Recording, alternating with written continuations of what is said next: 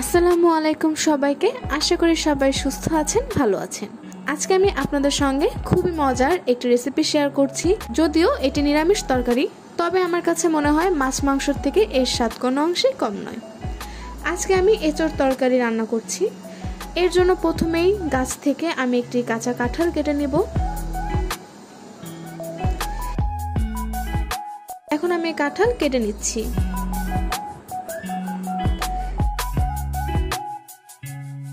পিছন থেকে কাঁঠালের শক্ত অংশ আমি ফেলে দিব।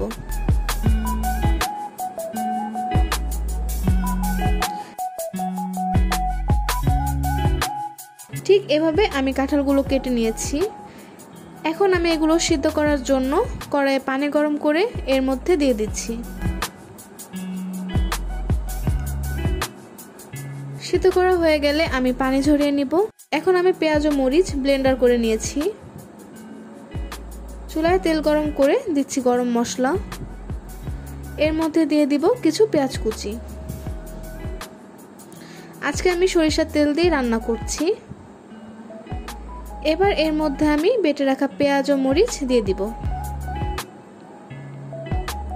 এই রান্নায় পেঁয়াজ বাটা এবং পেঁয়াজ কুচি দুটোই একসাথে ইউজ করলে কিন্তু রান্নার টেস্ট ভালো আসে। দিচ্ছি 1.5 চা চামচ আদা বাটা ও 1.5 চা চামচ রসুন বাটা। ভালো মতো ভেজে দিচ্ছি লবণ। এখন সামান্য পানি দিয়ে কষিয়ে নিব। এখন দিচ্ছি শুকনো মরিচের গুঁড়ো, হলুদ গুঁড়ো ও ধনিয়ার গুঁড়ো দিয়ে মশলাগুলো ভালো মতো ভুনে নিব।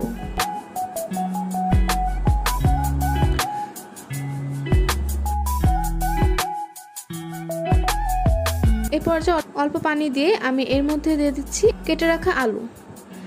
আলুর সাথে মশলা ভালো মতো কষিয়ে আমি এর মধ্যে দিয়ে দিব পানি।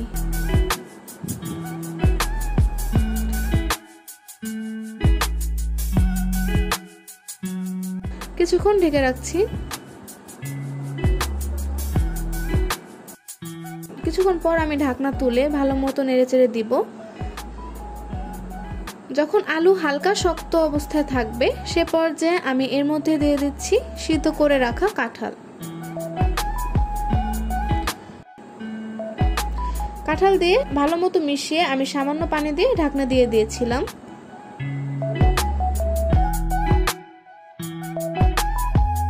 এখন দিচ্ছি 1/2 চা চামচ গরম মশলা দিয়ে আবারও পানি দিয়ে আমি ঢাকনা দিয়ে দিব কিছুক্ষণের জন্য।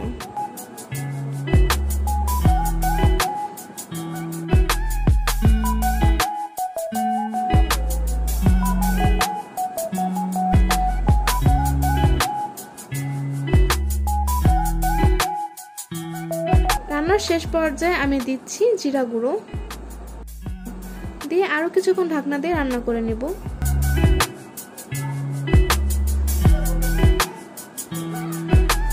এ পর্যায়ে কিন্তু রান্না হয়ে গিয়েছে। একটু ঘন হয়ে আসলে আমি নামিয়ে নিচ্ছি।